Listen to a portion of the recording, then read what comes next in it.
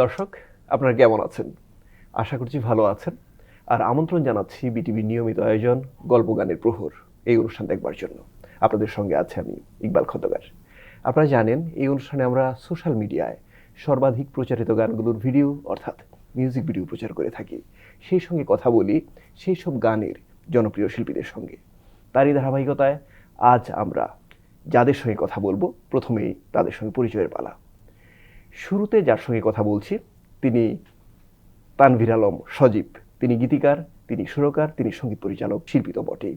এবার যার সঙ্গে পরিচয় করিয়ে দিচ্ছি তিনি বাঁধন সরকার পূজা, তিনি সঙ্গীত শিল্পী। আমরা তাহলে কথা শুরু করি আপনাকে দিয়েই। আমরা তো গান নিয়ে কথা বলি, ভিডিও নিয়ে কথা বলি, কিন্তু আপনি যেই ধারার গান করেন সেখানে ভিডিওর প্রাধান্য একটু কমই থাকে, তবু আজকাল ভিডিওটা করতে হয়। একজন শিল্পী হিসেবে সেই বিষয়টাকে আপনি কিভাবে দেখেন? গানটা আসলে শোনার বিষয়, দেখার বিষয় নয়, কিন্তু ওই সবাই দেখতে চায় এখন যেরকম ট্রেন্ড, সেইখানে সেই জায়গার সাথে কোপ আপ করার চেষ্টা আমিও করছি। যখন থেকে শুরু হয়েছে তখন থেকেই করছি, কিন্তু লিমিটেড রিসোর্সে, মানে আমার যতটুকু রিসোর্স আমি যতটুকু পারি। ইনিশিয়ালি চেষ্টা করি যে না, আমি যতটুকু পারি, আমি যেভাবে ক্যামেরাটা ধরতে পারি কতদূর কী করা যায়, সেই এক্সপেরিমেন্টেশন থেকে শুরু। তারপরে বন্ধুবান্ধব তো আছেই, ক্যামেরা খুব আমার চেয়ে অনেক বেটার চালাতে পারে, আমার চেয়ে ভালো এডিট করতে পারে, তারা হেল্প করে দেয়। পূজা, ভাইয়ার যে গানগুলো হয়তো ভিডিও সেভাবে ডিমান্ড করে না, কিন্তু আপনার যে গান আমরা দেখি সেখানে ভিডিওটা থাকলে মনে হয় অনেক ভালো হয়, এবং সেটা আপনিও হয়তো মনে করেন। এবং ভালো ভালো মনে করি কথাটা ভুল, কারণ আমার যে সব গানগুলো মানুষ পছন্দ করেছে এগুলো সব মিউজিক ভিডিও আসার আগের সিডির আমলের গান।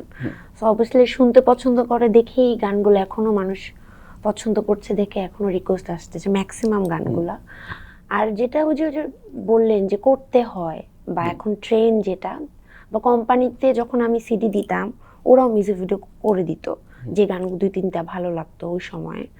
আর এখন তো আমিও এই ইয়েতে অনেক পিছিয়ে, কারণ সবার ইউটিউব চ্যানেল আছে, আমি কিন্তু অনেক পরে যে ইউটিউব চ্যানেল খুলেছি, এবং আমার 2-3টা গান আছে মনে হয় চ্যানেলে, ম্যাক্সিমাম সব কোম্পানির গান। এবং আমার কাছে গানটা আগে শোনার, কারণ গান যদি ভালো না লাগে আপনি যত ভালোই মিউজিক ভিডিও করেন ভালো লাগবে না। হ্যাঁ, ভিউর একটা ব্যাপার দেখি যে সবার মাথায় ঢুকে গেছে এই ব্যাপারটা, কিন্তু অনেক ভালো গান আছে যেগুলোর ভিউ সেভাবে আমরা দেখি না, কারণ ক্লিক করলেই তো বোঝা যায় যে কতজন মানুষ দেখেছেন কিংবা কি পরিমাণ ভিউ হয়েছে। যখন দেখেন যে খুব যত্নের একটা গান কিন্তু সেভাবে ভিউ হয়নি, শিল্পী হিসেবে আপনার অনুভূতিটা কি হয় তখন? ভালো লাগে, মার্কেটটা জাজ করতে পারি, যে আমি বুঝতে পারি যে মানুষের অস্থিরতাটা কোথায়। অন্যান্য কোনো জায়গায় ঘুরতে হয় না আমাকে। ধরো অনেক এক্সপেরিমেন্টেশন করে সেমি ক্লাসিক্যাল কিছু গান রেকর্ড করে মিউজিক ভিডিও বের করলাম, নিজেই মিউজিক ভিডিও করলাম, সেটাতে ধরো ভিউ হলো 1000 খানেক। তারপরে আমার একদিন রাগ উঠলো খুব, কমার্শিয়াল গান বানাতে হবে, আচ্ছা চল বলে আমি নিজের সাথে কথা বলছি, বলে ভাল লাগে না বলে একটা গান বের করলাম, ওটাতে 3 মিলিয়ন ভিউ হয়ে গেল। এই গানটা অনেক ওই ভাইরাল ভিউটা আমার কাছে মনে হয় সময়ের একটা ব্যাপার। হ্যাঁ, কোন সময়ে মানুষ আসলে কোন গানটা পছন্দ করবে ইউ নেভার নো। আমার ভাল লাগে নাটা খুব বেশি হিট করেছে কোভিডের কারণে। প্রথম কমেন্ট ছিল যে কিছুই ভাল লাগছে না, ইউটিউবে ঢুকে ভাল লাগে না টাইপ করলাম, দেখলাম এই গান। হ্যাঁ, এই করে করে হয়েছে এখন। সো গান লেখার ব্যাপারেও, বাণী চুজ করার ব্যাপারেও তুমি যদি খুব ট্রেন্ডি কিছু কথা দিয়ে গান করো, সেটাও একটা কাটতির কারণ হতে পারে। এখন যেই ধরনের মিউজিক মানুষ অনেক বেশি শুনছে, ধরো সিনেমা টাইপের মিউজিক, হ্যাঁ, খুব হিপ হপ টাইপের মিউজিক, খুব মেটাল টাইপের মিউজিক, খুব পপ টাইপের মিউজিক, পপুলার টাইপের মিউজিক, সেটা সেই গানে তোমার হয়তো গানের কথা খুব সাদামাটা, কিন্তু তুমি সুর করলে খুব ট্রেন্ডি একটা সুর, যে ধরনের সুর এখন চলছে, সেই গানটাও মানুষ খুব ভালো নিতে পারে। সো ইউ নেভার নো যে আসলে কোন গান মানুষ কিভাবে নেবে। আপনি যখন দেখেন মানে আপনার অনুভূতিটা আসলে কেমন হয়? আমি খুব পছন্দ করে একটা সিনেমা ক্লাসিক্যাল গান করলাম বা করলাম, ওইটার অত রিচ হলো না, তখন একটু খারাপ লাগে না বললে ভুল হবে। আর এটা আসলে শিল্পী তো, বলা যায় না, শিল্পী তো। এটা ট্রু যে আমার কোন গানটা যে মানুষ পছন্দ করবে এটা এটা কেউই জানে না আসলে, মানে বলা যায় না। ভাই একটু গানে যাই। দূর আরো দূর, আপনার একটা গান, এই গানের পেছনে গল্পটা একটু শুনবো। বেশ ক বছর আগের লেখা, সুর করা হচ্ছে গৌতম ঘোষাল। ওই গানটা আমার ভাই রাজীবের পীড়াপিড়িতে, রাজীব স্পন্সর করেছে, পুরো খরচাটা ও বেয়ার করেছে। ও বলেছে ভাই এই গান দুটো তোমার করতে হবে। আর গৌতম ঘোষাল ওনার গান করতে পারাটা একটা বিরাট ব্যাপার। ওনার আমার গলাটা পছন্দ হওয়াটা একটা বিরাট ব্যাপার। উনি করলেন আমার জন্য দুটো গান, ওনার লেখা, ওনার সুর। তার মধ্যে একটা হচ্ছে দূর আরো দূর। আর আমার গিয়ে শর্ত ছিল ওনার সামনে গিয়ে ভয়েস দিতে হবে। আমি আমার নিজের স্টুডিও থেকে ভয়েস দিয়ে পাঠালে হবে না। ভালো কথা, আই রেসপেক্ট দ্যাট, এটাই হওয়া উচিত। তো ওনার সামনে গিয়ে ভয়েস দিলাম আরও 2-3 বছর আগে। তারপরে আমি আমার বাবাকে হারালাম 24-এ। একটু মুষড়ে পড়া তো অবশ্যই, মানে 5টা বছর বাবা ক্যান্সারের ফাইট করেছেন। তো বাবার ওই 1 বছর পূর্তি হলো যখন মৃত্যুবার্ষিকী 25-এ গত বছর, তখন আমি কানাডায় ছিলাম, টরন্টোতে গেছি। হঠাৎ করে এই গানটা মাথায় বাজছিল, তো মনে হলো যে এই গানটার মিউজিক ভিডিও করব। তো মিউজিক ভিডিও করতে গিয়ে আমি ওই যে বললাম যে আমার যা রিসোর্স, আমার ক্যামেরা নিয়ে বের হব, রাজীব আমার ছোট ভাইটা আমাকে ক্যামেরায় হেল্প করবে। তো টরন্টোতে ব্লাফার্স পার্ক বলে একটা জায়গা আছে, সুন্দর সুন্দর লোকেশন। হ্যাঁ লোকেশন খুব সুন্দর, তো নির্ঝঞ্ঝাট, পরিষ্কার, ক্যামেরা ধরলেই আরাম। একদম তো ওই তখন শ্যুট করা হয়েছে আউটডোরের শ্যুটগুলো। আর হঠাৎ মনে হলো যে গানটার সাথে আমার বাবাকে আমি খুব রিলেট করি, বাবাকে হারানোর জায়গাটা খুব বেশি রিলেট করি। সো তখন আমি বাবাকে ইনকর্পোরেট করেছি ওই জায়গায়। বাবার স্ন্যাপশটস, অনেক পুরনো ছবি, বাবার কোলে আমি, ছোটবেলার স্মৃতি এই গানটার সাথে খুব যায়। সো ওইভাবে ব্লেন্ড করার চেষ্টা করেছি, মানে প্রেজেন্ট করার চেষ্টা করেছি ওই জায়গা থেকেই। দর্শক, দূর আরো দূর, আমরা তানভীর আলম সজীব তার গাওয়া এই গানের পেছনের গল্প শুনছিলাম। গানটির কথা, সুর এবং সঙ্গীত করেছেন গৌতম ঘোষাল। দূর আরো দূর। দূর আরো দূর সরে যায় চেনা ছবি। দর্শক, দূর আরো দূর, এই গানটি আমরা দেখছিলাম তানভীর আলম সজীবের গান। এখন দেখব পূজার গান, এক জনমে হাজার মরণ। এই গানের পেছনের গল্পটা আগে শুনি। আমি যখন অদিতদার কাছে গেলাম, তো আমি তার কয়দিন আগে শামীম আর দোলার একটা গান রিলিজ হয়েছিল, খুব সুন্দর একটা সেমি ক্লাসিক্যাল গান। আমি ওই টাইপের একটা গান দাদার কাছে চাই। তো দাদা আমাকে বলে কি, তুই আমার উপর ছেড়ে দিবি না তোর পছন্দের গান নিবি? আমি বললাম স্বাভাবিক, সে যেহেতু কম্পোজার তার উপরেই ছেড়ে দিয়েছি। তো এই গানটা হচ্ছে একদম পুরোটা এক্সপেরিমেন্ট করে সে আমাকে নিয়ে, আমার ভয়েস বা এই টাইপের গান আমি এর আগে গাই নাই, ফোক আঙ্গিকের, বা এমনকি আমার ভয়েসটাও এই গানটাতে একটু অন্যরকম করে গাওয়া। তো এরপর যখন গানটা গাইলাম, আমি যতক্ষণ না বলবো যেটা আমি গাইছি কেউ বুঝবে না যে আমি গেয়েছি, তো উনি আমার থেকে বের করে নিয়েছে। বাট সব মিলিয়ে গানটা খুব ভালো হয়েছে। রাকিব হাসান রাহুল লিখেছে আর পলক ভাইয়া মিউজিক ভিডিও করেছে। ভাইয়া, আপনার কাছে তো এমন আবদার আসে যে আমাকে এই ধরনের একটা গান করে দেন, কেন আপনি গীতিকার, সুরকার, সঙ্গীত পরিচালক। এই আবদার আপনি কতটা রাখেন, বা কোন ধরনের আবদার হলে আপনি মূলত রাখেন অথবা রাখেন না? আমার কাছে আসলে গান গাইতে পারাটা আসল। যদি একটা মানুষ খুব রেয়াজি গলা হয়, আমি জানি যে খুব খাটে, যেমন আমি জানি ও খাটে, ওর গান আমি স্টেজে দূর থেকে শুনি, আমার শুনতে ভালো লাগে। যারই আমার গান শুনতে ভালো লাগে তাকে দিয়ে আমি গান করাতে চাই। তো তার আবদার রাখবো না কেন? তার একটা কমফর্টেবিলিটি আছে, তো হ্যাঁ, তো সেই জায়গাটা অবশ্যই রাখার চেষ্টা করি। পূজা, যখন চলচ্চিত্রের গান করা হয় তখন কিন্তু আর আপনার ওই স্বাধীনতাটা থাকে না। তখন তো আর ওটা আমার চয়েস না, আমার কাছে আসে। আচ্ছা, তখন আসলে কিভাবে প্রতিক্রিয়া দেখান কিংবা গ্রহণ করেন? না, আমি তখন প্রতিক্রিয়া দেখাই না, কারণ আমার কাছে মনে হয় যে মুভিতে গান করতে পারাটা একটা শিল্পীর স্বপ্ন থাকে। আর আমি এখন পর্যন্ত যে কটা মুভিতে গান করেছি, ওখানে আমার এক এক টাইপের গান ছিল, একটা আইটেম, একটা রোমান্টিক গান। বাট আমি কখনো ওটা আমি সবসময় এই চ্যালেঞ্জগুলো নিতে পছন্দ করি। দর্শক, আমরা এখন যে গানটি দেখাবো, এই গানের শিরোনাম এক জনমে হাজার মরণ, পূজার গান। গানটির কথা লিখেছেন রাকিব হাসান রাহুল আর সুর এবং সঙ্গীত করেছেন অদিত রহমান। এক জনমে হাজার মরণ।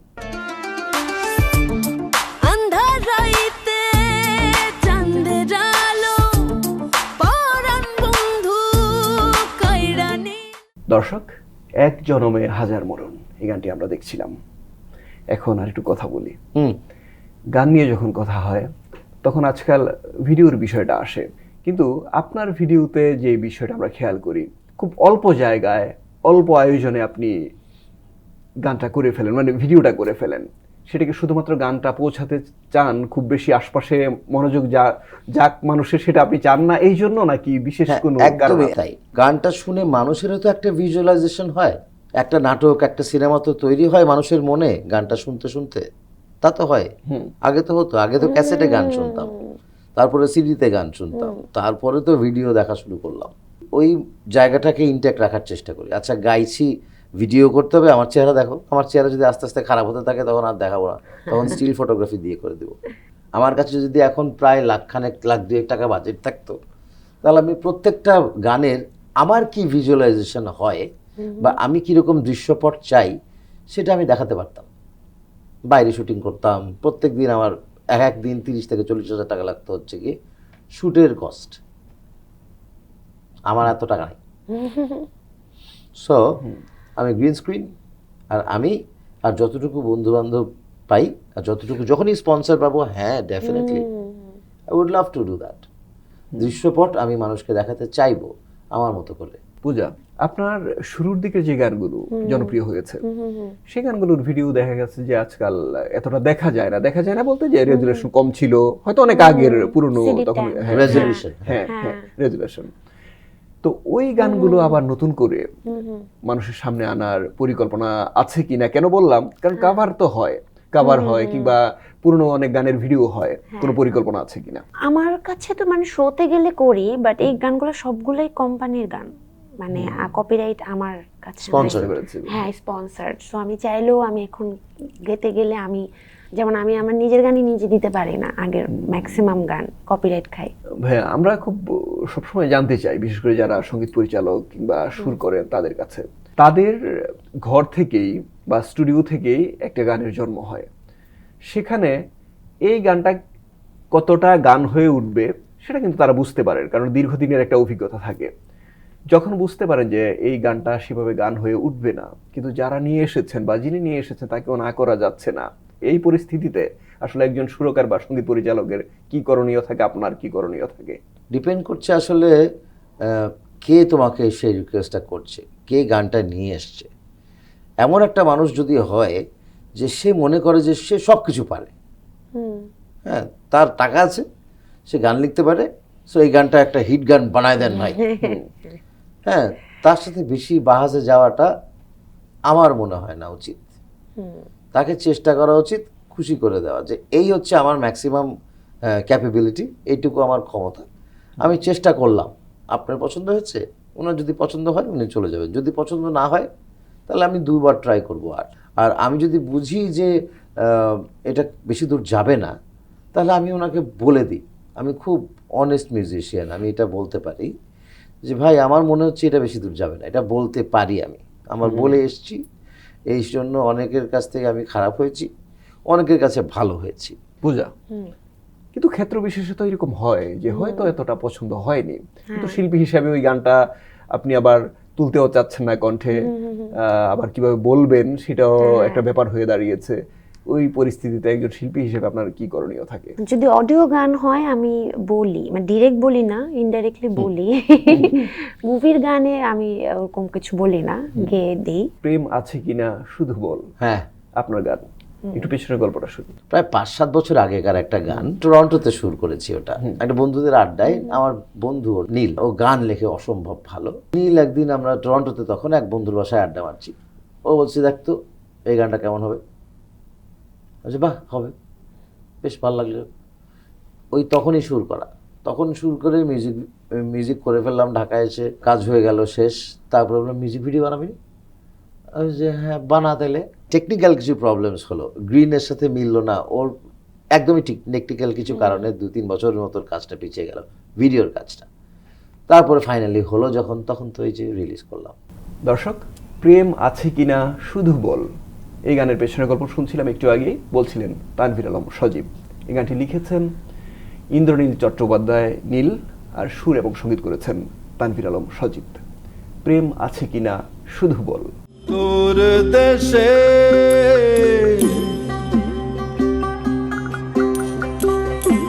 দিন শেষে। দর্শক, প্রেম আছে কিনা শুধু বল, এই গানটি আমরা দেখছিলাম। এখন আরেকটা গান আমরা দেখব, তবে তার আগে কিছু কথা। পূজা, আপনার যে গানটি আমরা দেখব একটু পরে, সেই গানের শিরোনাম যেদিন আমি থাকবো না। একটু পেছনের গল্পটা শুনে ফেলি, তারপর না হয় অন্য কথা বলবো। এই গানটা হচ্ছে গিয়ে করোনার টাইমে করা। ওই সময় তো আমরা জানতাম না কিভাবে বাসায়, তো ওই সময় যখন একটু একটু চলাচল শুরু হয় আমি কয়েকটা গান করে রেখেছিলাম যে, এবং ওই সময় আমার ইউটিউব চ্যানেল খোলা, এর আগে আমার চ্যানেলও ছিল না। তো ওই গান দুই তিনটা গান আমার পড়েছিল, ওগুলো আমি লাস্ট ইয়ার হচ্ছে গিয়ে এরকম লিপসিং, এই গানটা যেমন লিপসিং ভিডিও আমার আর কাজী শুভ ভাইয়ের, পরে আমরা একই দিন এরকম 3-4টা লিপসিং ভিডিও করে আমার চ্যানেলের জন্য করে রাখি। এই গানটা তারপর আমার চ্যানেলে ছাড়ি। ভাইয়া, এই যে একটা চ্যানেলকে তাজা রাখার জন্য গান করা, এটা একটা বিষয়। যে শিল্পীর মনের খোরাক দেওয়ার জন্য কিছুদিন পরপর গান বের হচ্ছে, নাকি চ্যানেলকে তাজা রাখার জন্য, কোনটা? আমার যখনই মনে হচ্ছে আমি তখনই গান বানাই। আমার টোটাল গান লেখা এখন পর্যন্ত 350-র উপরে, সুর করা প্রায় 250-র মতন। মানে শখানেক গান এখনো সুর করাই হয়নি। হ্যাঁ, কিন্তু ওই যে ধরো আমার অনেক বেশি গানের মধ্যে থাকতে চাই বলে হয়তো জেদ করেই বলো আর যেভাবেই বলো, আমার লাইফস্টাইলটা এরকম হয়ে গেছে যে তোমার জন্য একটা গান বানালাম, শেষ। তারপরে বললো, পূজা বললো সবাই ভাইয়ের গান বানা দাও, আচ্ছা বানালাম, শেষ। আমার কাছে 2 দিন সময় আছে, কি করবো, আমার তো সময়, আমার তো ফাপড় লাগছে। ও আচ্ছা, আমার এই গানটা পড়ে আছে, এবার এটা ওটাকে কাজ করি। একটু পরে তুমি চলে গেছো, আমার আর একটা ওই যে গানটা পড়ে আছে, আবার কাজ শুরু করো। সো আমার থামা নেই, আমি থেমে নেই, বসে নেই। পূজা, স্টেজে যখন গান গাওয়া হয় তখন সেখানে মূল সুরের বাইরেও চলে যান কোনো কোনো শিল্পী, সেটা কেউ ভালোভাবে নেনও। হয়তো দেখা গেছে যে যে স্কেলে তিনি মূল গানটা গেয়েছেন সেই অ্যালবামে কিংবা ভিডিওতে, স্টেজে অন্য আরেকটা স্কেলে তিনি গান। স্টেজে কতটা ঠিক রাখা যায় আসলে সেই মূল সুরটা কিংবা সেই মূল গায়কীটা? আমি চেষ্টা করি, আমারটা তো আমি নিজে বলতে পারবো না, আমি চেষ্টা করি সুরে থাকার। বাকি স্টেজের ব্যাপার তো এটা বলা যায় না। বাট হ্যাঁ, আমার যদি মনে হয় যে আমি গানটা পাচ্ছি না, আমি গানটা করব না।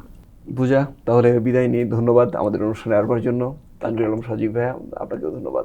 দর্শক, এতক্ষণ আমরা কথা বলছিলাম তানভীর আলম সজীব এবং পূজার সঙ্গে।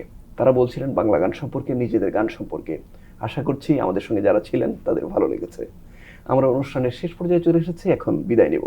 আপনারা যদি এই অনুষ্ঠানে আপনাদের মতামত জানাতে চান কিংবা প্রিয় কোনো শিল্পীর গান দেখতে চান, সাক্ষাৎকার শুনতে চান, তাহলে যোগাযোগ করুন এই ঠিকানায়, গল্পগানের প্রহর btb@gmail.com।